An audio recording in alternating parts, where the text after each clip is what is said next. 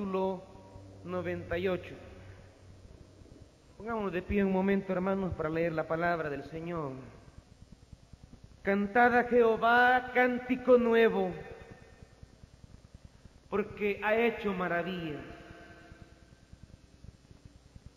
Su diestra lo ha salvado y su santo brazo. Jehová ha hecho notoria su salvación, a vista de las naciones ha descubierto su justicia. Se ha acordado de su misericordia y de su verdad para con la casa de Israel. Todos los términos de la tierra han visto la salvación de nuestro Dios. Cantad alegres a Jehová toda la tierra. Levantad la voz y aplaudid y cantad salmos. Cantad salmos a Jehová con arpa y voz de cántico. Aclamad con trompetas y sonidos de bocinas delante del Rey Jehová. Brame el mar y su plenitud, el mundo y los que en él habitan. Los ríos batan las manos, los montes todos hagan regocijo delante de Jehová, porque vino a juzgar la tierra, juzgará al mundo con justicia y a los pueblos con rectitud. Padre, permítenos sentir este gozo del salmista. Permítenos ponernos en sintonía con este espíritu gozoso de este salmo, de tal manera que nosotros podamos descubrir al mismo Dios del salmista y poder desplegar nuestra elegía en alabanza. En el nombre de Jesús. Amén. Siéntense, hermanos. El libro de los Salmos es el libro que contiene todas las oraciones, alabanzas y cantos individuales y colectivos del pueblo de Israel. Y era el himnario del antiguo pueblo de Dios, que en el Nuevo Testamento el apóstol Pablo nos anima a utilizarlo también como himno del nuevo pueblo de Dios. Es así como en Efesios capítulo 5 y en Colosenses capítulo 3, el apóstol Pablo nos dice que llenos del Espíritu Santo cantemos al Señor y le alabemos con cantos, con himnos y con salmos. El apóstol nos invita a utilizar estos salmos o estos salterios para adorar el nombre de nuestro Dios. El libro de Salmos es el libro más grande de toda la Biblia, contiene 150 capítulos, o sea, contiene 150 himnos, del cual el más largo es el 119 y del cual se dice que fue compuesto por el rey Ezequías. El libro de los Salmos se atribuye en su generalidad, se atribuye al rey David, pero es una manera hebrea de decir la procedencia de un libro. Por eso decimos David es el autor de los Salmos, o también decimos los Salmos de David. Pero es una manera hebrea de referir generalmente el autor de un libro. Pero cuando abrimos el libro de los Salmos nos damos cuenta que de 150 salmos de David solo son 73 salmos. Luego 11 salmos son de la familia cantora que se llamaba la casa de Asaf. Había otra familia cantora que se llamaba la casa de los hijos de Coré, de ellos son 12 salmos.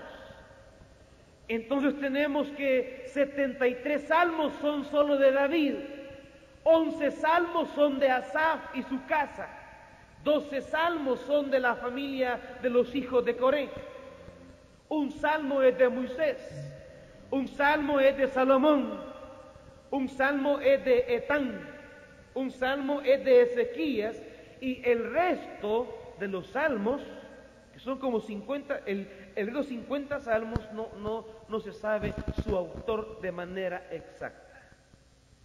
Y el libro de los salmos tardó cerca de 1000 años en componerse, porque el primer salmo podría decirse que fue el salmo de Moisés, que es el salmo 90, aquel que dice: Señor, tú nos has sido de refugio de generación en generación. Y si ubicamos la vida de Moisés, diríamos que fue el primer salmo, y el último salmo en componerse, que se cree que fue el Salmo 137, que es la expresión del pueblo durante el cautiverio, cuando el pueblo dice: Señor, ¿cómo vamos a cantar junto a los ríos de Babilonia si vivimos en opresión? No podemos cantarte. De modo que formar todo se cree que fue Esdras el que se encargó de compilar en un tan solo libro todos los himnos que el pueblo utilizaba en su liturgia y que llegaron a formar los 150 salmos que hoy conocemos. De manera general decimos el autor es David, pero ya entrando al libro de los salmos es que comprendemos los diferentes autores del libro de los salmos y los diferentes momentos que el libro de los salmos expresa. Por eso ustedes van a ver que el libro de los salmos se compone de 5 libros. No es un solo libro que va del 1 al 150. Es un libro de 150 salmos arreglados en 5 tomos. Se dice que la división corresponde a los 5 tomos también del libro de la ley, que a la altura de Esdras ya se tenían los 5 tomos del libro de la ley, y que siguiendo ese orden de 5 tomos, los salmos fueron ordenados también en 5 momentos según ciertos temas, ciertos contenidos, ciertos cantores. Si quieren, vemos brevemente las 5 divisiones, y fíjense que cada división termina en lo que se conoce como una doxología.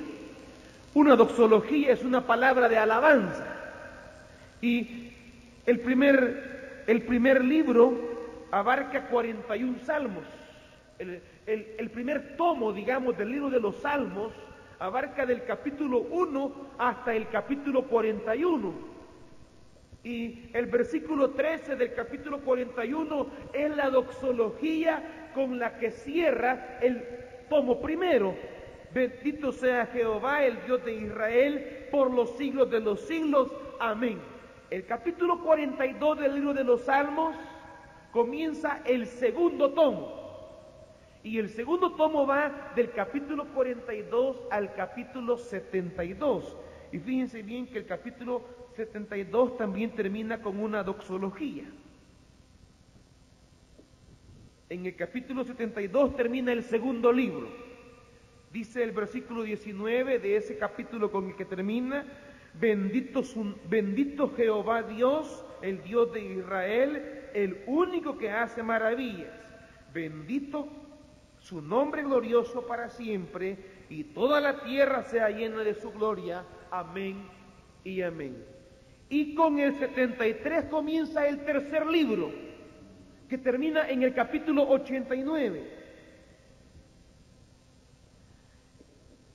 Y dice el capítulo 89 en el versículo 52: bendito sea Jehová para siempre.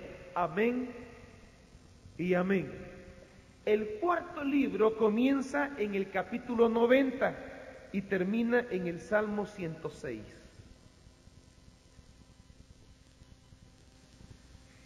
Por eso dice el Salmo 106, bendito Jehová, Dios de Israel, desde la eternidad y hasta la eternidad, y diga todo el pueblo, amén, aleluya. Y ahí comienza en el Salmo 107, el quinto libro, que termina con la doxología mayor, que es el Salmo 150.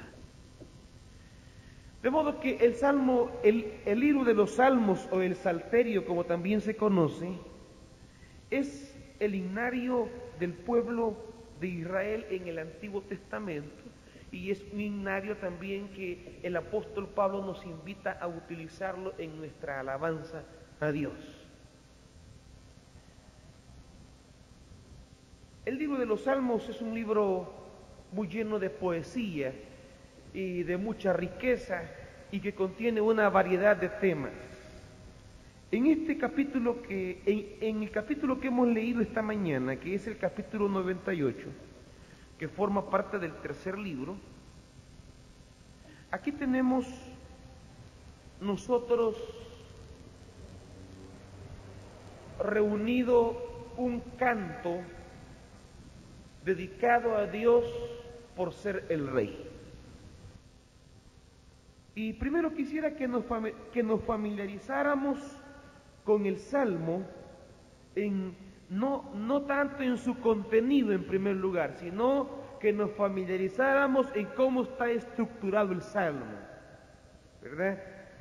El Salmo nos invita en el versículo 1, nos invita a cantar a Jehová un cántico nuevo. Ese es el llamado, la invocación del escritor. Cantad a Jehová un cántico nuevo. Y luego nos va a explicar el salmista por qué vamos a cantar a Dios. A ver, los que leímos el Salmo 98, díganme, ¿por qué nos invita este salmo a cantar a Jehová? La primera respuesta la tiene el versículo 1, y ahí está la partícula que nos explica y dice, ¿por qué? Nos dice, cantad a Jehová, y luego nos da el motivo, y nos dice, ¿por qué? ¿Qué ha hecho? Esa es la primera respuesta. Dios ha hecho maravillas. ¿Cuál es la segunda respuesta en el Salmo por la cual hemos de cantar a Dios? ¿Cómo hicimos para descubrir la primera razón? ¿Cómo hicimos para descubrir? ¿Con qué palabra descubrimos? Con la palabra porque. De modo que para encontrar la otra razón, busquen el otro porque.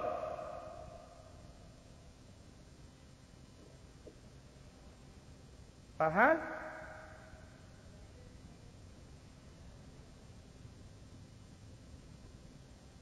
El salmista nos invita a cantar un cántico nuevo a Jehová. La primera razón es porque Él ha hecho maravillas. Pero el salmista menciona otra razón también. Díganme, hermana Consuelo. El versículo 9. Ahí está el segundo porque. Cantad a Jehová cántico nuevo. ¿Por qué? Porque vino a juzgar la tierra. Juzgará al mundo con justicia y a los pueblos con rectitud. Ahí tenemos el esquema del Salmo. El salmista nos invita a cantar a Jehová un cántico nuevo y nos da dos motivos por los cuales nosotros hemos de cantar a Jehová un cántico nuevo. ¿Quiénes hemos de cantar a Jehová? ¿Quiénes son los invitados a cantar? ¿Quiénes?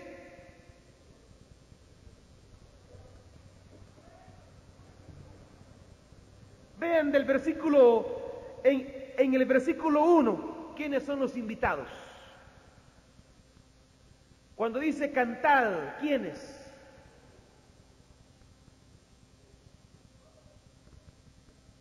Nosotros. Cantad vosotros.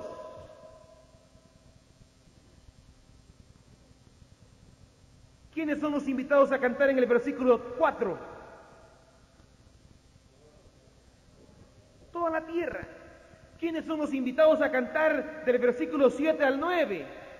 A participar de este cántico nuevo. Toda la creación, y ahí menciona el mar, el mundo, los ríos, los montes. De modo que el salmista está invitando a nosotros que somos el pueblo de Dios, a las naciones que son el testigo de lo que Dios hace y a la creación entera a unirse en un cántico nuevo a Jehová. Hay 7 cosas en este salmo que Dios hace y quiero que las descubramos. Díganme, la primera, hay 7 acciones de Dios aquí envueltas. Hay 7 acciones de Dios que quiere hacer resaltar el salmista. Díganme la primera acción de Dios. La primera que menciona el salmista. Ha hecho maravillas, la primera acción de Dios. Segunda acción. Su diestra lo ha salvado. Tercera. Ha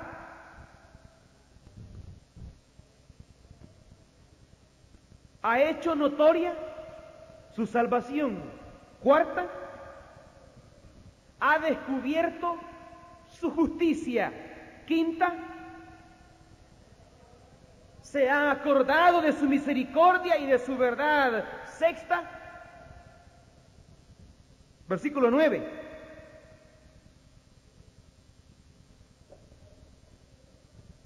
Vino a juzgar. Sexta. Una cosa es venir, una acción. Y la otra, juzgar. Juzgará. Hay 7 acciones de Dios colocadas por el salmista. Y el salmista anima a su pueblo, a las naciones y a la creación a unirse en un cántico nuevo para celebrar las 7 acciones de Dios.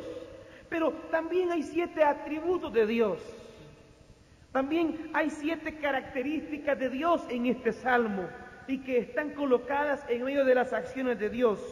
La primera característica es la del versículo 1 y es que Dios hace maravillas. Dios es un Dios maravilloso. Primera característica. Segunda característica en el versículo 2 es que Dios es un Dios salvador porque Él ha realizado la salvación. Tercero, en el versículo 2 al final, la traducción correcta en lugar de justicia es santidad. Cuando dice ha descubierto su justicia, la traducción correcta no es justicia, es santidad. Sería la tercera, la santidad de Dios. En el 3 tenemos 2. Uno es su misericordia y la traducción correcta no es verdad, es lealtad. Dios se acordó de su misericordia y de su lealtad. Ahí tenemos 5. Al final tenemos en el versículo 9 las últimas 2, la justicia y la rectitud. De modo que en este salmo el autor quiere llamarnos la atención a reparar en lo que Dios es y en lo que Dios hace. El salmista quiere invitarnos a que pongamos nuestra atención en las características de Dios. Dios salva, Dios es santo, Dios es maravilloso, Dios es justo, Dios es recto, Dios es fiel, Dios es misericordioso. Y nos invita a reflexionar en las cosas que Dios ha hecho. Y entonces nos invita a alabarle de cierta manera. Y ahora sí veamos ahora el contenido del Salmo. Esta nada más era como la forma del Salmo, los elementos que componen el Salmo, la estructura del Salmo. Ahora veamos los temas del Salmo. ¿Qué es lo que nos invita a hacer y cómo dice el salmista que debemos de hacer aquello que Él nos invita. Primero, ¿qué es lo que vamos a cantar a Jehová? ¿Y qué es un cántico nuevo? ¿Por qué dice cántico nuevo?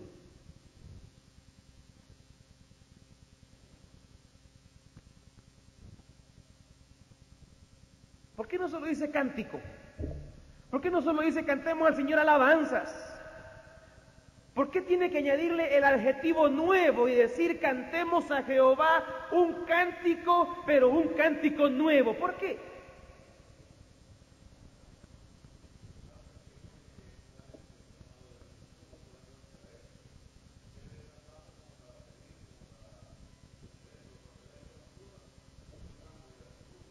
Ajá.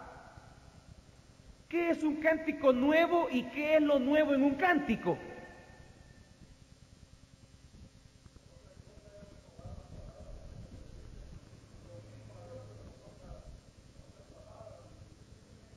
Muy bien, yo creo que el llamado del salmista, más que a cantar, solamente es a cantar un cántico renovado, un cántico nuevo.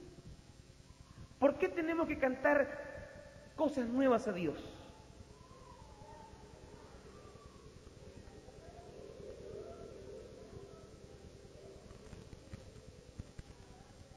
Ajá, por lo que va ocurriendo, dice mi hermana Magdalena, ajá, porque nuestras vidas también tienen que irse renovando. ¿Qué más? Porque somos nuevas criaturas. ¿Qué más?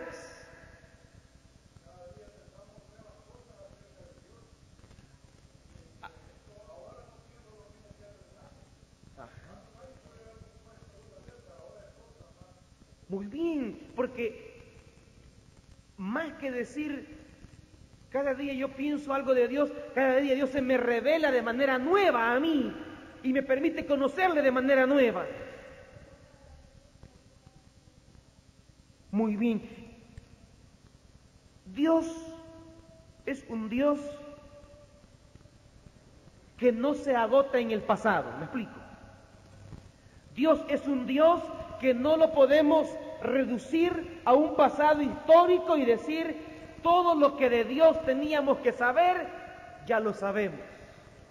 No, Dios, así como dice el libro de Lamentaciones, tal cuales son sus misericordias nuevas cada mañana, así es Dios también para mí. Cada mañana es nuevo. El salmista, de modo que en este versículo nos está invitando a renovar mi percepción de Dios y a renovar la manera en que yo adoro a este Dios que descubro nuevo cada mañana. Y creo que el Salmo es un ejemplo muy bien de esto, porque el Salmo no solo va a hablarnos de que debemos alabar a Dios por lo que Él hizo desde la liberación de Egipto, sino por lo que Él está haciendo en medio del pueblo y por lo que Él va a venir haciendo. Y aquí creo que radica el problema de nuestra alabanza. Cuando hablamos muchas veces de la renovación de la alabanza, tenemos que tener muy claro de qué es lo que estamos hablando. Yo creo que el salmista nos invita a renovar nuestra alabanza, nos invita a a decirle cosas nuevas a Dios, nos invita a colocar mi vida en una perspectiva nueva en relación a Dios, me invita a alabarle a Dios de una manera nueva.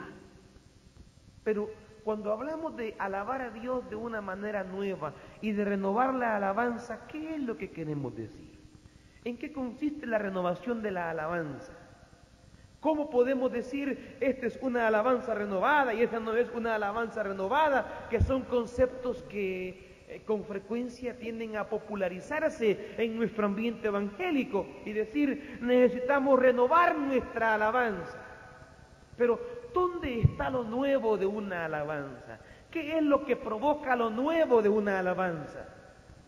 Y yo creo que lo nuevo en este caso el salmista no está pensando, cantemos un cántico nuevo y abandonemos los cánticos antiguos. Que no creo que el salmista esté diciendo eso.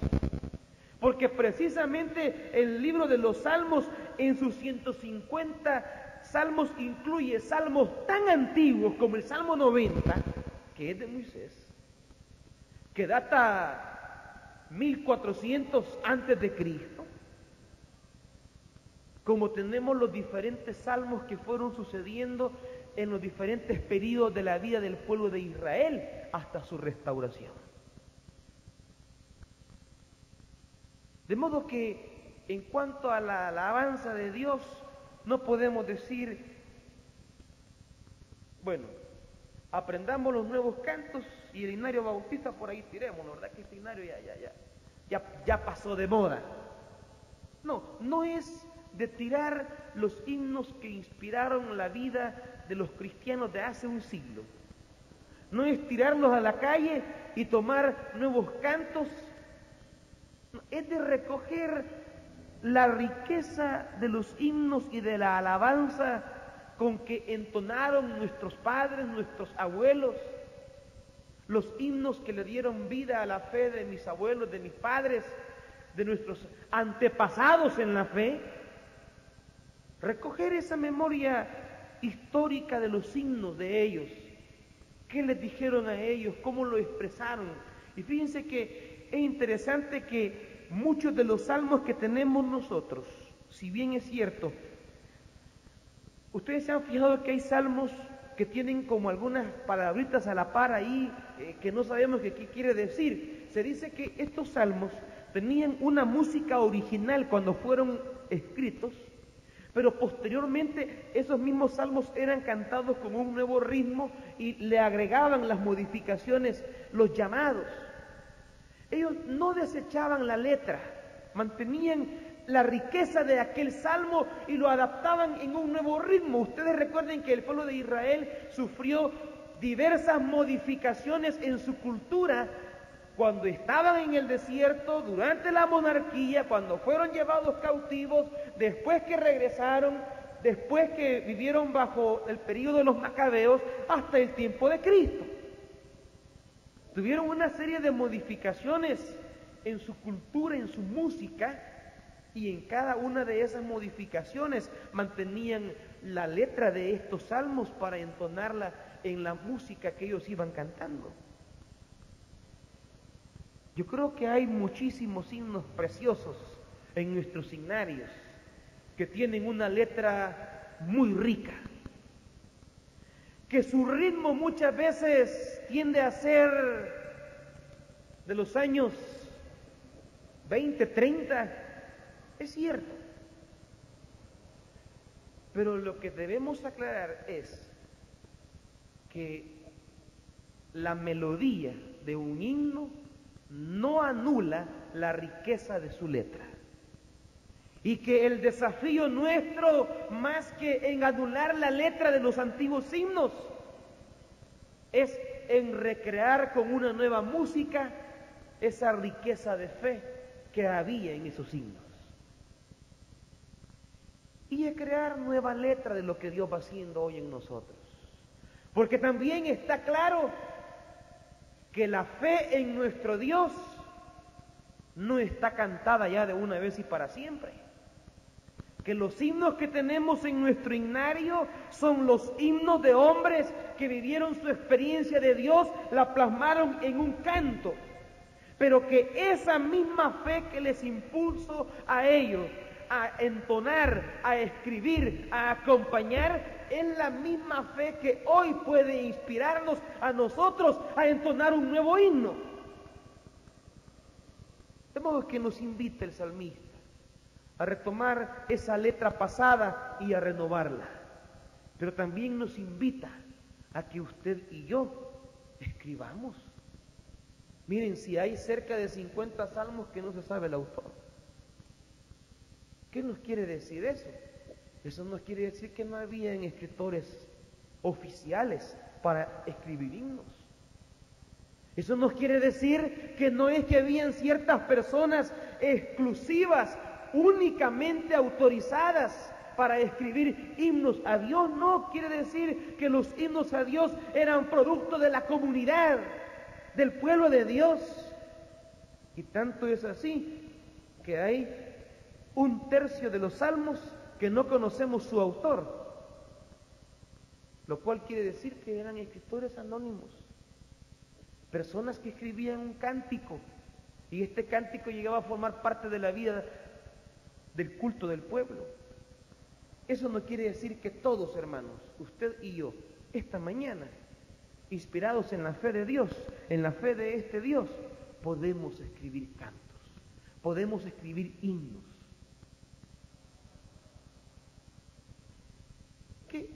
¿Qué ocurre? ¿Por qué no escribimos nosotros?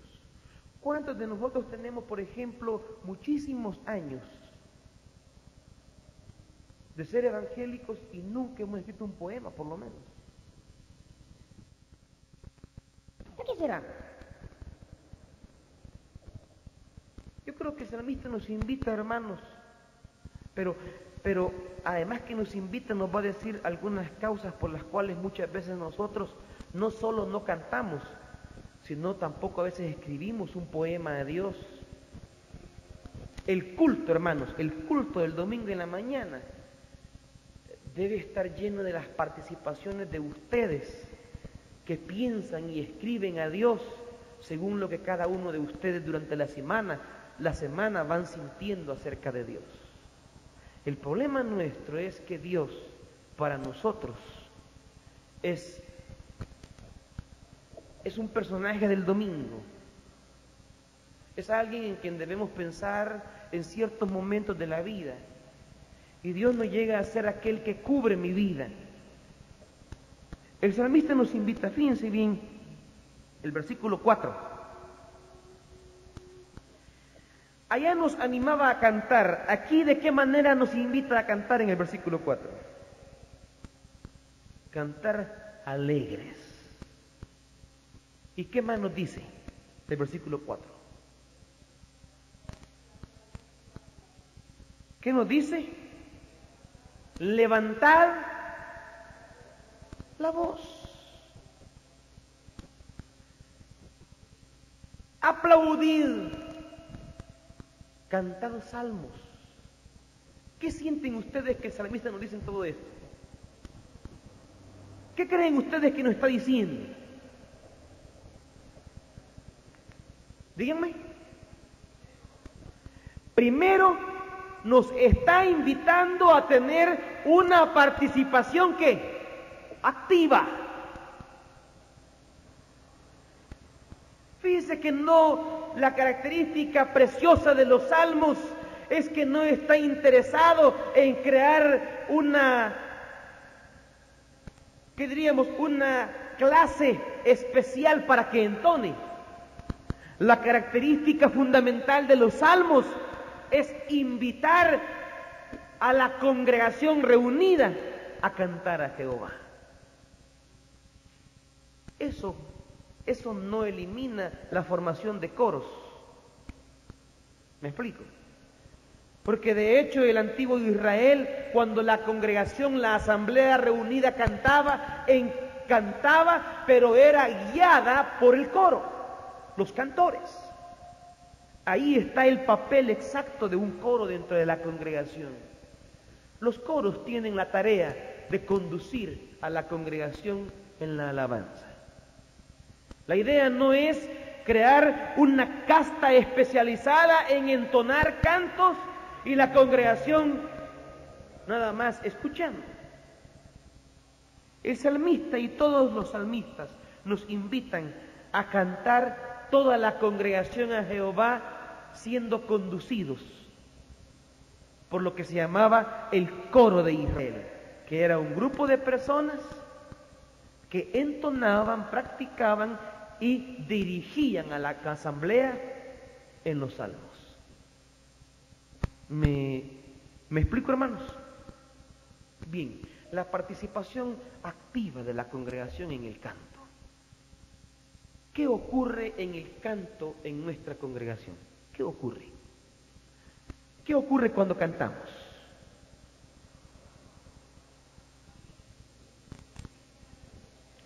Cantamos muchas veces tristes. ¿Creen que muchas veces cantamos tristes?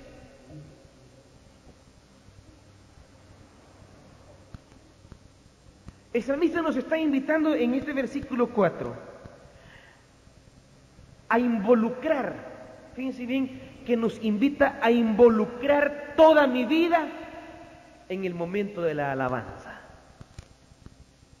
Que a la hora que voy a cantar esté participando activamente toda mi personalidad, mi mente, mi cuerpo, mi corazón, en ese momento estén concentrados en la alabanza. Eso nos quiere decir el salmista. Pero a la hora que cantamos, muchas veces estamos entonando verbalmente un himno que ya me conozco de memoria, pero nuestra mente está pensando otras cosas. La idea no es que se oiga bonito lo que cantamos.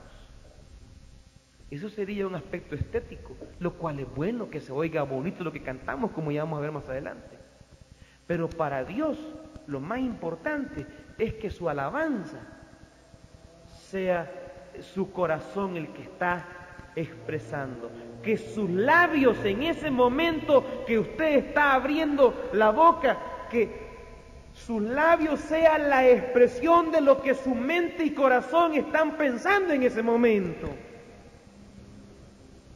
Que usted sienta lo que está cantando. Lo que decía mi hermano Neftalí, cantar con el entendimiento, saber qué es lo que estoy cantando y ponerle pecho a eso que estoy cantando. Eso, miren, eso de que es que mire, yo no puedo cantar porque fíjense que apenas puedo mover la boca, eso no es cierto. Fíjense que cuando nos enojamos, a veces pegamos gritos en la casa. Fíjense que cuando nos pegan un susto, pegamos un grito. Lo que sucede es que nos hemos acostumbrado a cantar mudos. Nos hemos acostumbrado a cantar suavecito. Nos hemos acostumbrado a cantar de una manera que apenas me oye el vecino lo que estoy diciendo. La alabanza es la proclamación pública y musical de lo que Dios está haciendo en mi vida. La alabanza es la expresión verbal y notoria de lo que en mí hay acerca de Dios. Y no es que mi voz sea suave, que la voz de un hermano sea tierna, no, es que nos hemos acostumbrado a cantar entre dientes, cantar en secreto. El salmista nos invita a que vayamos abandonando un poco esa pena, esa participación pasiva, a que vayamos abandonando esa manera quieta, rígida. Una cosa es alabar a Dios en orden, pero otra cosa es alabar a Dios rígidamente. Yo creo que el salmista nos está invitando a alabar a Dios alzando nuestra voz, expresando físicamente nuestra gratitud hacia Dios, y creo que no está pensando en un desorden. Lo que nos está invitando es a desplegar una alabanza suelta, libre, no rígida, no amarrada,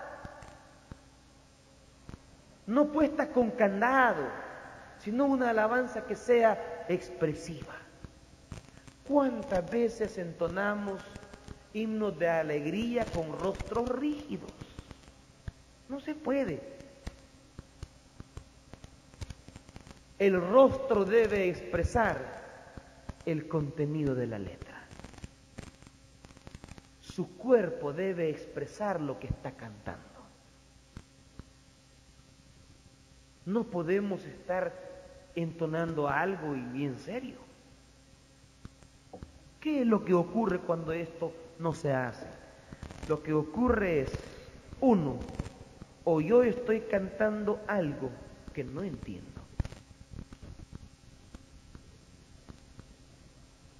Y que no entienda porque hayan palabras desconocidas para mí, o que se estén diciendo cosas que mi vida espiritual no tiene la madurez de comprenderlas. No las entiendo porque no estoy sintiendo lo que este autor me está diciendo. Y las canto por costumbre congregacional de cantar, pero no le pongo ganas porque mi vida no está en sintonía con la letra de este canto. Y ahí vienen las reacciones rígidas, quietas y casi muertas, muchas veces, de nuestra alabanza. El salmista nos invita, hermanos, en el versículo 4, a abandonar la rigidez de nuestra alabanza y encaminarnos hacia una expresión más libre y menos rígida de nuestra adoración a Dios.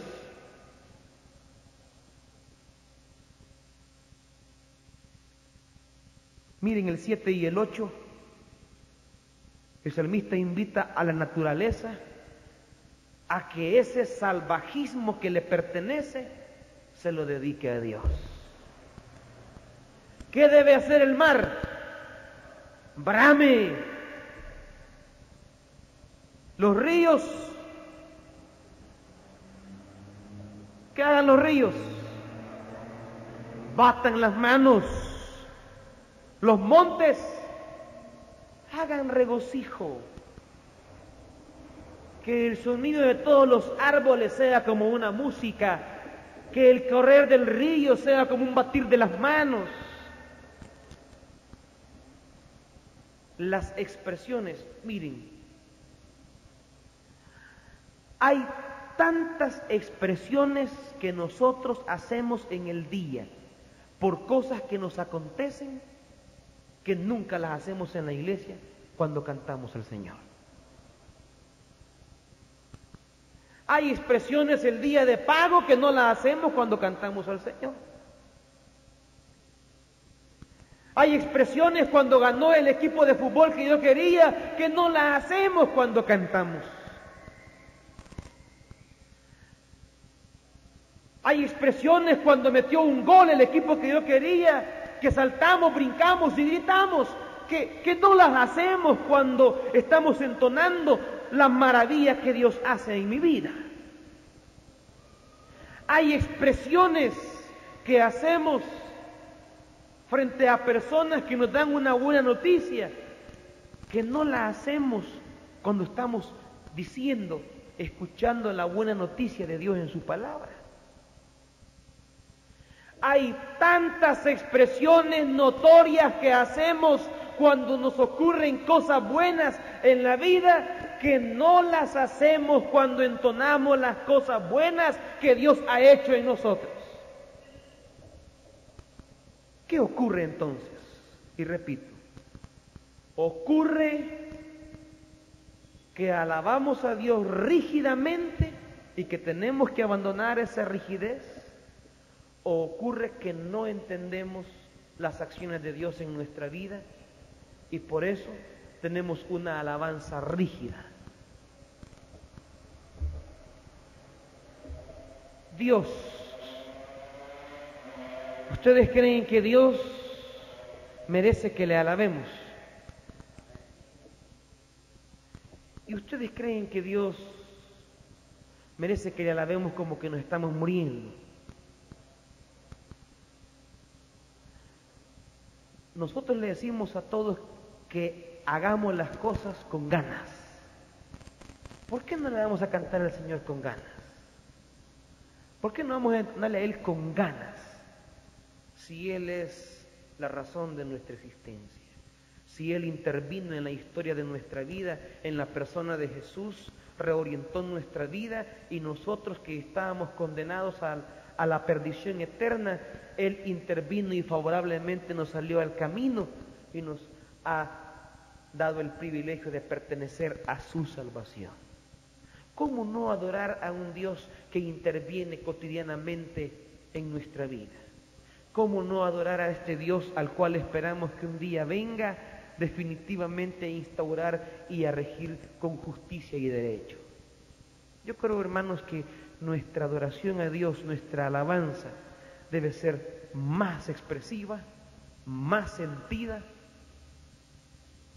más comprendida. Dios nos bendiga, hermanos.